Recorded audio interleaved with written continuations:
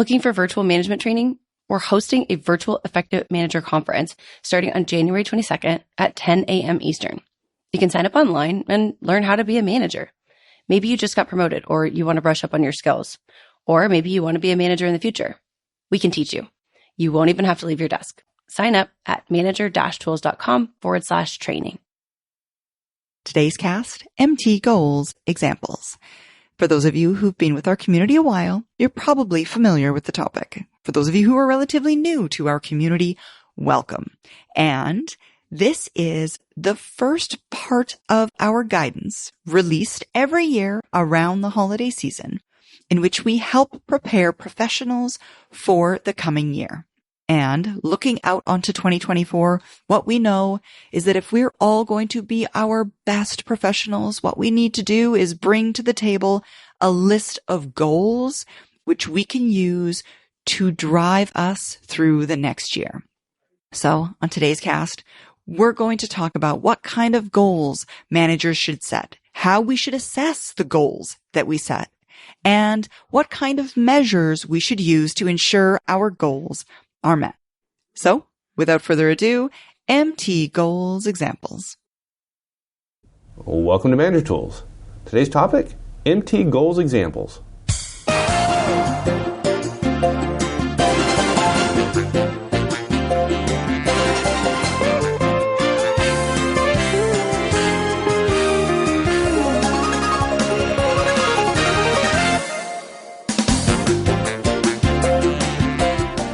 Our MT Goals 3-part cast generated a great deal of enthusiasm from folks. A lot of managers are thinking right now about what their goals are or will be for the calendar year. And a lot of managers struggle with the dreaded SMART goal standard, which hopefully we successfully put paid to in the previous cast. MT goals are much more clear and frankly just plain easier than SMART goals. Managers spend too much time making bad goals into ones that pass a misguided test, while other managers are told that goals that are impressive and well targeted aren't of the right format. Frankly, it's silly and terribly counterproductive. But after our last recast, some managers have asked for examples. If you need help turning your goals into MT goals, then this is the cast for you. Here we go.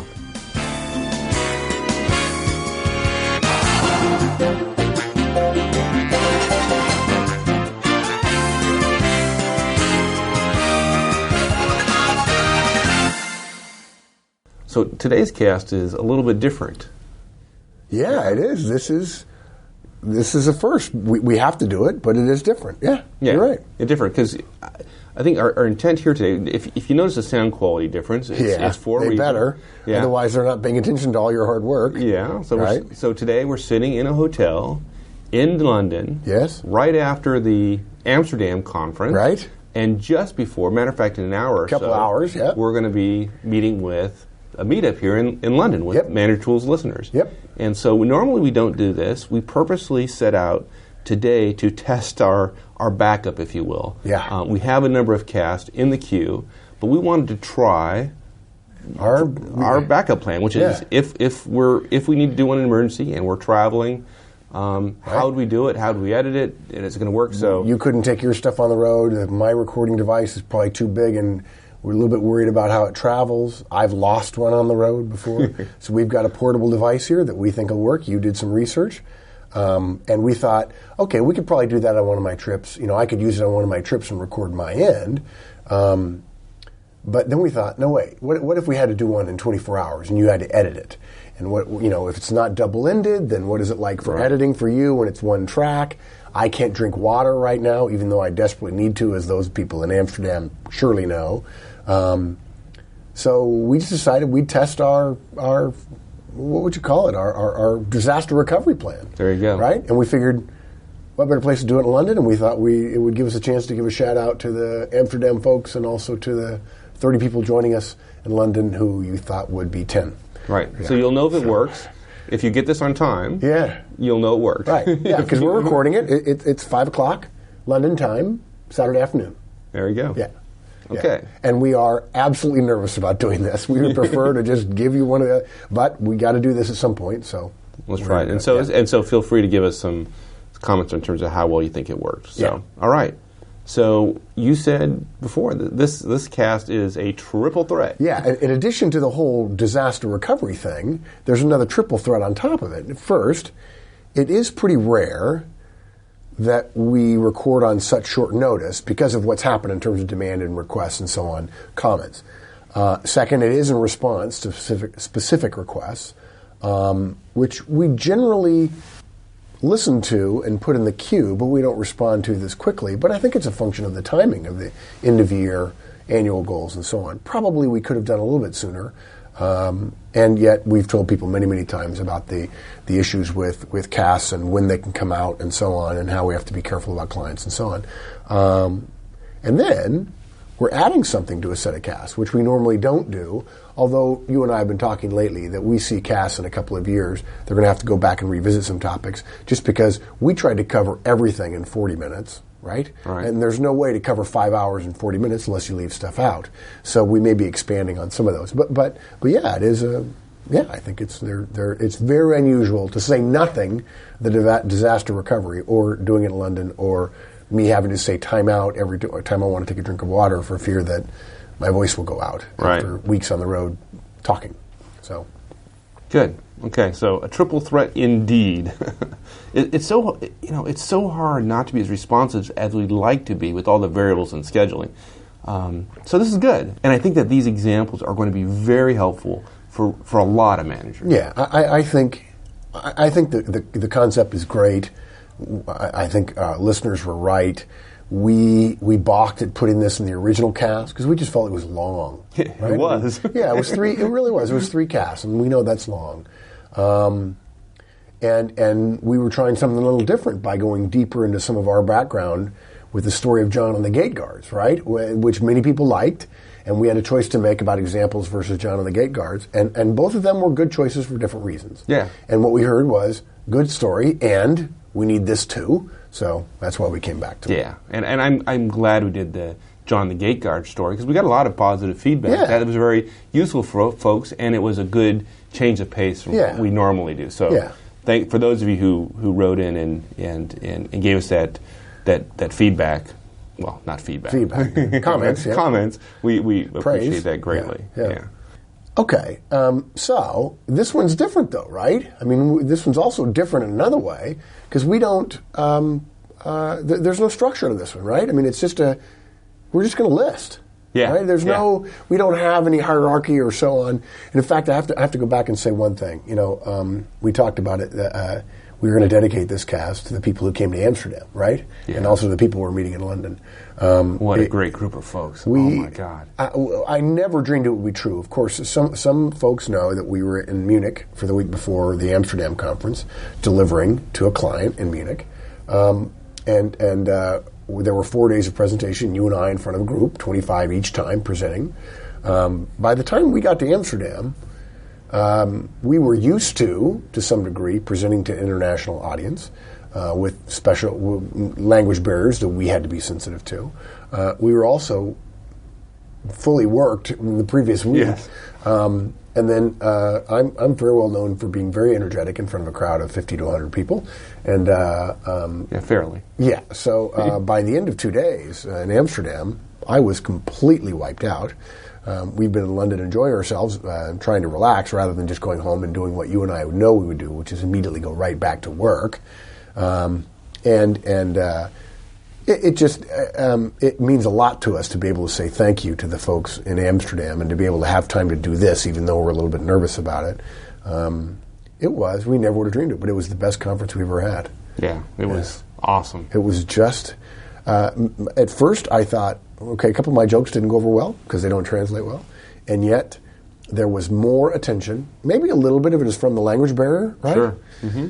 But it doesn't matter. The group was as focused, more focused than either of the two groups previously last year, and we not only committed to coming back to Europe in 2009, and probably in Great Britain somewhere, but we're going to try to get back in 2008. Yeah. Right? That's the plan? Yeah. Well, not a plan, but that's our intent, if we can make it happen. That's how impressed we were with the Amsterdam people.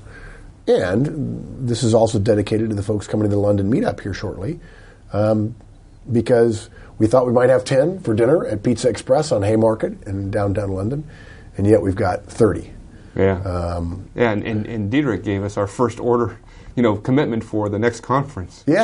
For our 201 conference. Is that right? Did he say he would come? Yeah, he put it on the evaluation form. On the evaluation form. Yeah. So we already have our first person. Pretty cool. That's really, really neat. And two people we need to recognize. There are a number of people we recognized in Amsterdam for their special efforts building our community. But two people here in England are Rolly Maggs, who invited us to dinner at the Royal Standard last night. We had a lovely time at his pub out in Beaconsfield. And then also Wendy Lord, who came to the conference along with Rolly. And Wendy has been helping us with the meetup. So for all of you coming to the meetup, or who have been to the meetup by the time you listen to this, and for all those of you who came to the Amsterdam conference, thank you. This cast and the high wire we are doing it on is for you. Yeah, this cast is for you. Yeah. So again, we don't have a high-level outline for this, right? It's just I'm going to walk through 10 examples of documents I get all the time where people say, hey, Mark, take a look. Here's my goals for the year. Right. What do you think? And these are real goals. These are examples that sit in a fairly large organization as their annual goals that you were asked to look at. Right. And more importantly, SMART goals, right? Right. These are organizations that use SMART goals. Right. Or at least did at some point. Yeah, some of them were a couple of years old, but they were still SMART goals at the time. Good. Not that anyone was held accountable for them at the end of the year. That would be new wave thinking, right? The idea of revisiting your goals at the end of the year. We can't go that far. Yeah, let's not do that yet. It's only February, right? Yeah. Okay. So we have 10 of them, right? Right. Yeah. Okay. Yep. So let's start with the first one. Actually, why don't we start with number 2? Okay. Just because it relates to number 1, and we'll come back to number 1. So here's the raw data. Here's the goal. I'm not kidding you. I'm just going to say it. It's 4 words. Address container handling efficiency. Address container handling efficiency. Wow. Yeah. Wow. Right? And now, mind you, it's not just that they submitted that as a SMART goal. It was accepted as a SMART goal. It's mind-boggling. Okay? So, let's be clear. That was one of the sub-goals underneath a broader, quote, goal, unquote, which was, quote, on-time shipments, unquote. We're going to call that one on-time shipments, number 1. Okay, so number 1 was on-time shipments. Yeah. Gee, that sounds like a lovely concept. Yeah, it's one of those things that companies go into business to try to achieve, right? Sweet. More on-time shipments. It's like saying we want customers to like us or we're friendly. It's just sweet. It's almost like we forgot about SMART and we couldn't remember. We knew it was something that started with an S and ended with a T. So we'll just make it a sweet goal rather than look. If what we're wanting to do. If what we're wanting to focus on is on-time shipments, then saying that the goal is on-time shipments is not a goal. It's not a goal, folks. It's not a SMART goal. It's not an MT goal. It's not any other kind of goal. On-time shipments is an aspiration, perhaps, or it's a measure. It's a measure, right? On-time shipments. You measure on-time shipments. Right. It doesn't say, yeah. There's some stuff missing. So an MT goal would be, or could be, achieve on-time shipment rate of X% by end of third quarter, for example. Exactly. The M, measurable part, is the rate, right? The on-time shipment rate of X. And the T, the timeline or the deadline, is end of Q3.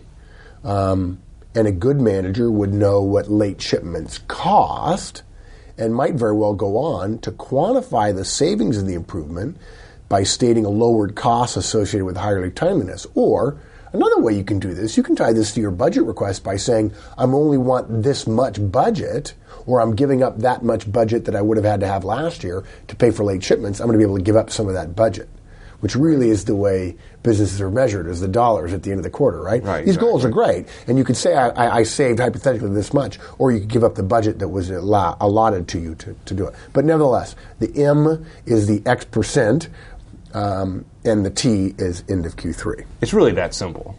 There's not that more to it, right? Right. Okay, so what about number 2 we mentioned? Address container handling efficiency. Yes. Remember now, these 2 goals, right, that were related, 1 and 2, come from a SMART goal-oriented company. what is the measure in addressing? I mean, you just look at a spreadsheet and technically you're addressing it, right?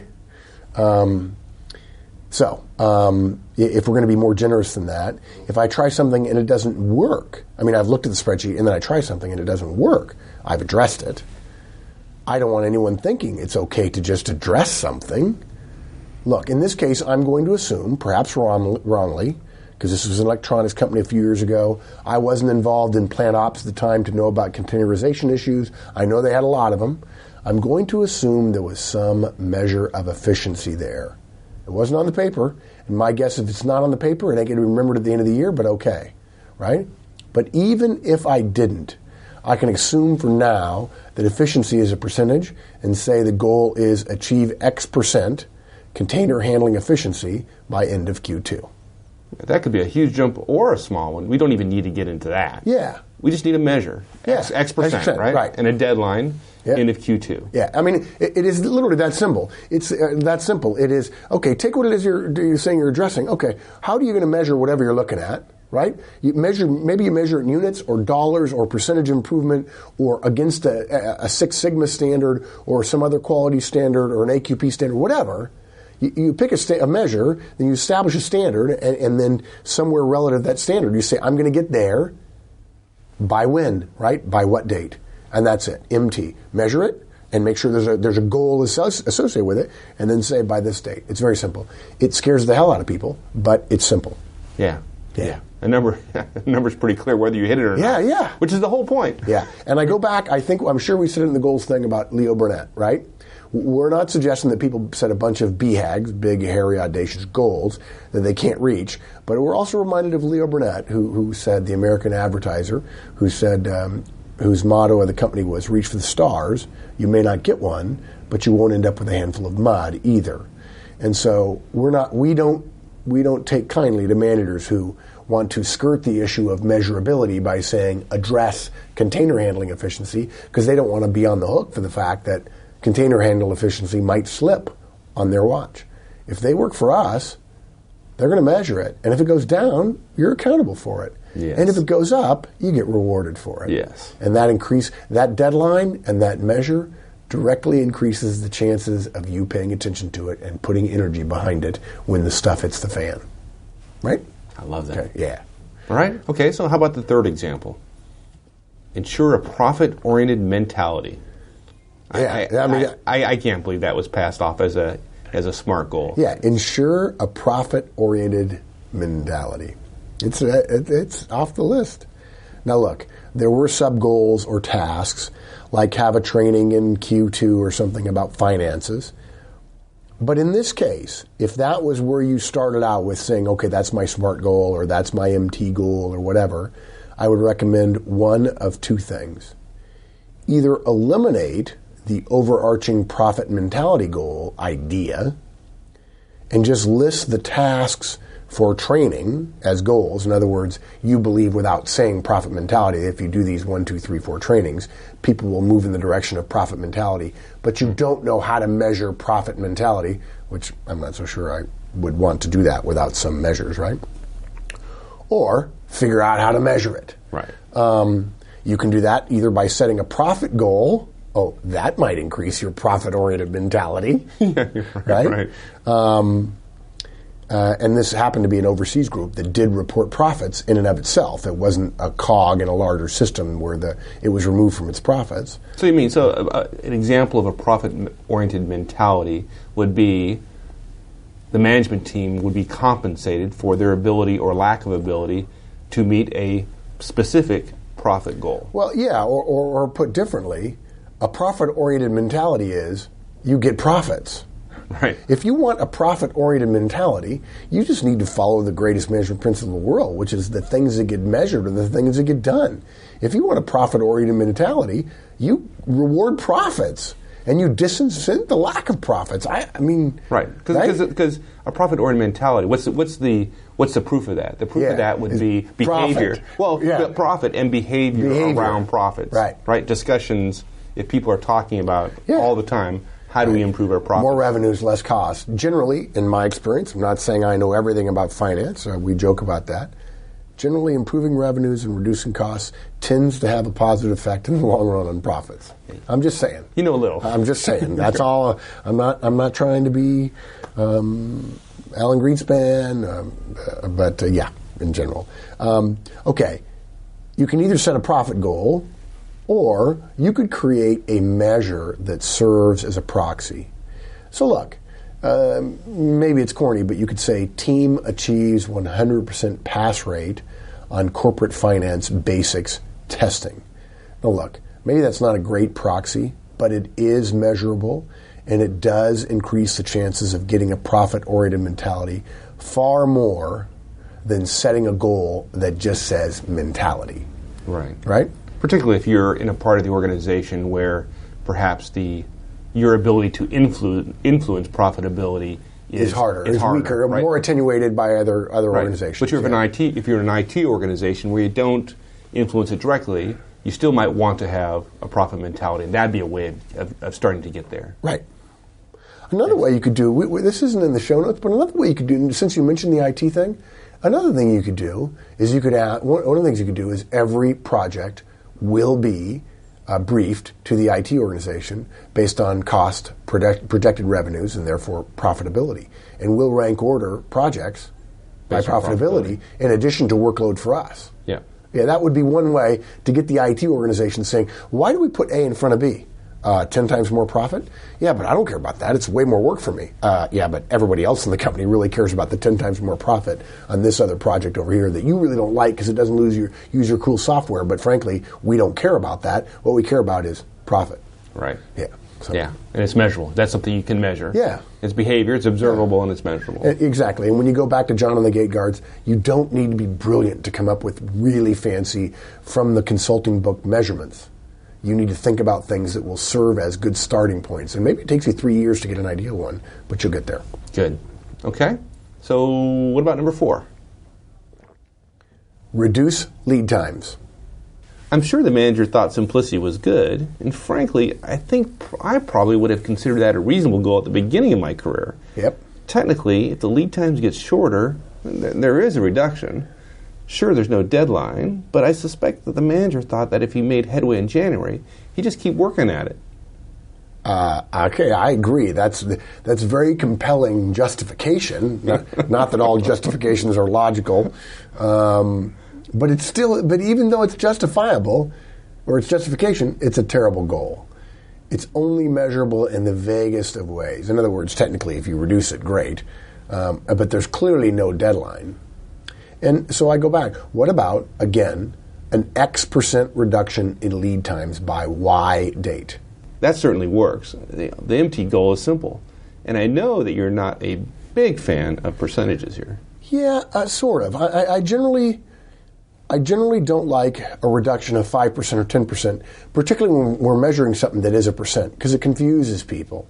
If you're 87% on-time shipment and people say you're going to go up by 5%, somebody might think that you're going to go to 92, when really what you mean is 5% of 87, right, which is not 92. Right. So I worry about that a little bit. Now, 5% of whatever budget you've got is saved, so there's a difference there. I'm not adamantly opposed to percentages.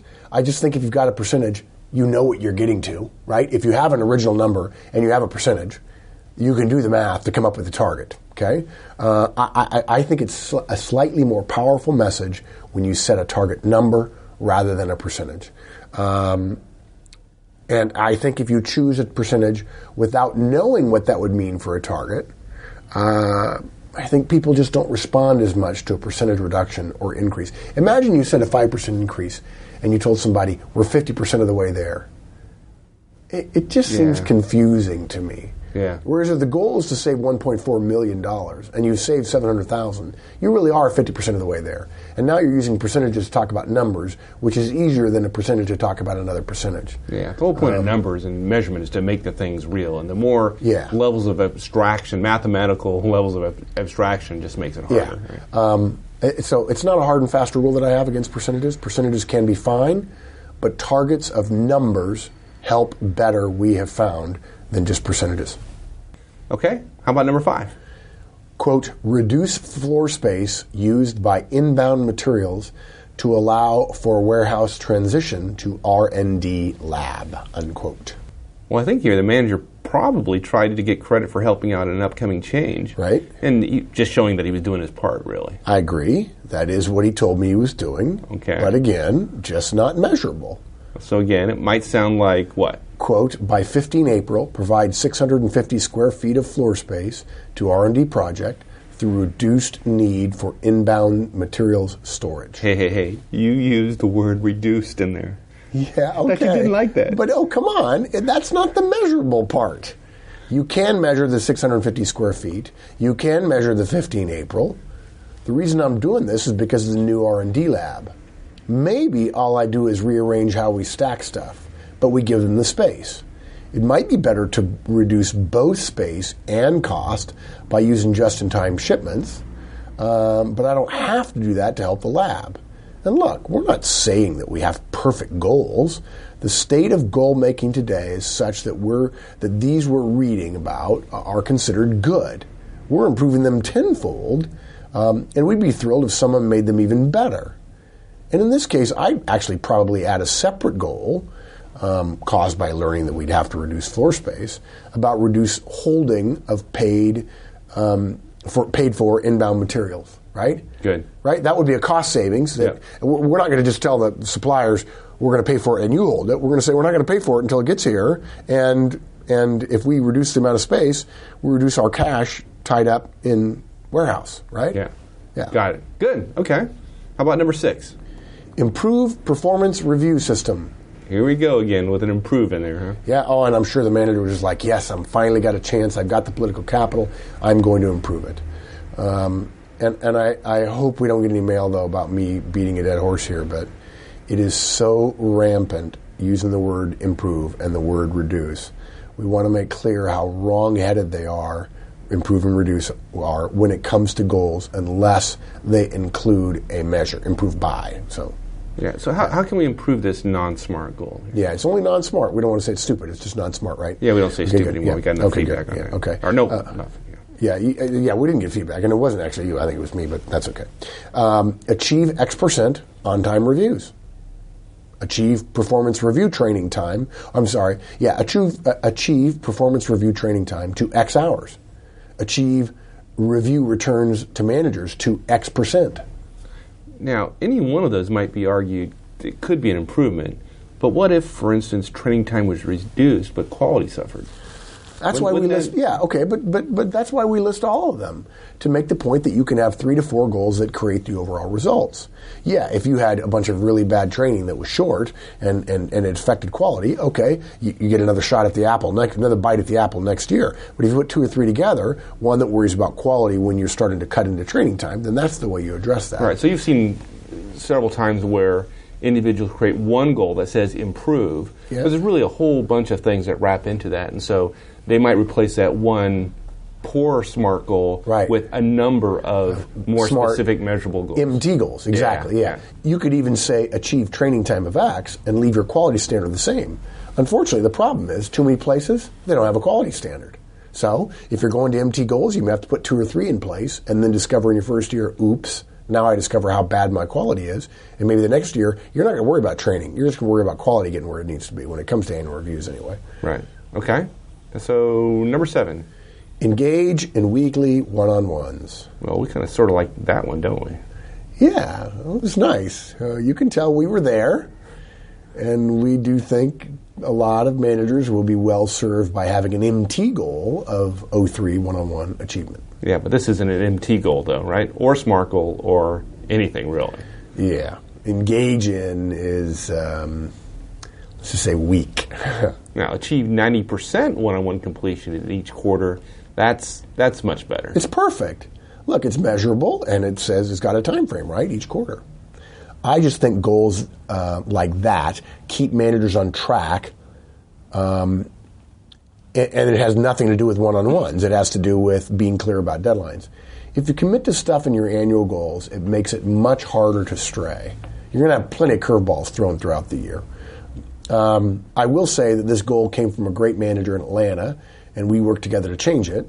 I also remember that Alan Sika, a great guy we know, Yes. had a goal a year or two ago, which was, quote, average 3 one-on-ones per month with each direct. That's measurable, and there's a recurring deadline. So nice work, Alan. Yes. Yeah. Yeah, Alan's good. Yeah. Okay. Number 8. Realign lab duties. These really were all considered SMART goals Look, by someone somewhere? I'm not No making way. this stuff up. Look, if you're going to realign duties, ask yourself why you're doing it. What's that great quote we know about that says, I was discover later in life that we met every new challenge by attempting to reorganize. Reorganization is done frequently, and all it does is produce morale, low morale, confusion, and lack of clarity of hierarchy. And as soon as we got teams working together, we'd reorganize them. It was written, that statement was written by Petronius Arbiter, who died in 66 AD. So if you think that we do a lot of reorganizations now, they thought the same thing 2,000 years ago. Amazing. Because man hasn't changed that much in 2,000 years when it comes to his or her organizations. Ask yourself why you're doing a realignment. If there's no measurable improvement in efficiency or effectiveness or productivity or cost savings, then don't do it. Or certainly don't put it on your annual goals list. Even if it's a task, if you can't measure it and put a deadline next to it, don't put it on there. Yeah, I think what you're getting at is that probably the manager is looking for productivity improvement somewhere in there. Right. So let's set a goal on that. Right, sure. To a seasoned director, this just seems like avoiding the bigger, more valuable goal because quantification and measurement are visible, and there may be consequences. Visibility determines consequences. Yeah. Yes, it does. Bingo. That's what I would think. Were I the director, I'd say, hey, manager, let's make it achieve 89% productivity by end of Q3. And I'd tell him to realign things by end of Q1 so we can see what kind of impact that has. But I wouldn't let him have his goal, realign things by the end of the year. And you're a tough boss. Right? They love me. And I'm tough. Yep. Okay, number 9. Hold 3 sales meetings. Technically measurable, and one could argue that there's an implied deadline in there somewhere. Yeah, and that's kind of why it's next to last. We can't argue that it technically doesn't achieve the MT standard. But we'd like to suggest that if you know something is MT, why not push this a little? For instance, why not achieve average rating of 4.25 out of 5 on sales meeting rankings at all 3 meetings as based on attached standard meeting survey? Or achieve cost savings of X dollars while maintaining 4.25 rating at all 3 sales meetings. There's a part of me that says, wow, that's your goal, just holding 3 sales meetings? Yeah. I mean, I don't know. We mentioned Alan Sika. He's a guy who would hold a sales meeting. That's not his goal. No. Right? I don't think so. Right? Would you really feel good about having them if folks really didn't like them, someone was disappointed, and someone left the firm after one of them? I mean, you met your goal, but then you lost people because they stunk. So, yeah. Yeah, the more I think about it, I really don't like this goal. Maybe we should have made this number 1 or 2. No. Look, but for some managers, to get to that, hold 3 sales meetings where everybody comes and they're all there, there's something to be said for it. So. Okay. And there's an implied end-of-year goal with that, right? Yeah. Yeah. Okay. So that brings us to number 10, which is a bit of a change. Yeah. When I was writing this show, over the last couple of weeks, actually, I just felt it was a little too negative. Even though we're trying to give people examples of what we see all the time, and we know that managers are doing their best, and the system drives some of their behavior to probably spend too little time on it, I just felt it was negative. And even though, again, we've seen all these errors hundreds of times, I think we ought to share an example of brilliant goals, all from one manager whom you and I both know. He's one of the best plant managers I've ever seen. And his annual goals document, one of the few that I've ever kept, other than just writing down silly things I read and then putting them in my notebook, is really a tour de force of goal writing and goal setting. He wouldn't think it is goal writing, he'd think it was goal setting. We can't reveal his name, and we're going to change a few details, but here are some of his goals. Move all offsite warehousing to one location by blank date, saving X $100,000 annually from the budget, period. Reduce scrap costs by X $100,000 by blank date. Achieve annual plant-wide productivity of X% by blank date. Reduce repair and maintenance cost by X $100,000 in this calendar year. period.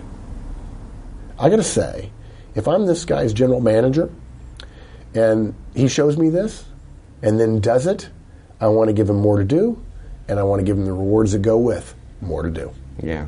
Well, this gentleman is as good as they come. Yeah. Okay, so that wraps us up. 9+1 guidelines about MT goals. Now, hopefully these examples will make it easier for our listeners to relook what they've been working on and maybe be just a little bit more precise and impressive with their annual goals.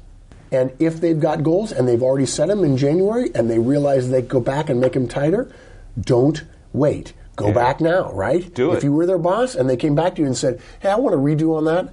We're on, all of the goals going to be the same, but I want to tighten them up a little bit. Would you say no if you were the director or the VP? Absolutely not. No, you'd be, okay, great. Let's tighten them up, right? So you still have a chance. Yeah. Consider doing it. And let's be honest here. Most of the organizations that are listening right now still haven't done their annual goals. Okay. It's not March yet. Okay. Don't start the cynicism now. All right, buddy. Thanks. Talk to it. Well, wait a minute. You know, that's so funny because I always end up, I say, talking to you later. I'm sitting right in front of you. Yeah. Yeah. We're going to go have pizza and beer in a little while. Yes. Yeah. All right. Thanks, partner. See you later. Oh. Well, that's it, everyone. Thanks for tuning in. Again, a big thanks to all the participants of the Amsterdam Effective Managers Conference. Mark and I just had a great time, and thank you for sharing your time with us. We know how valuable it is. And also a big thanks to those who joined the Manager Tools meetup here in London. Again, we appreciate your time as well, and it's just a distinct honor of ours to get to be able to meet so many great folks. So, with that, we'll see you all again next week. So long.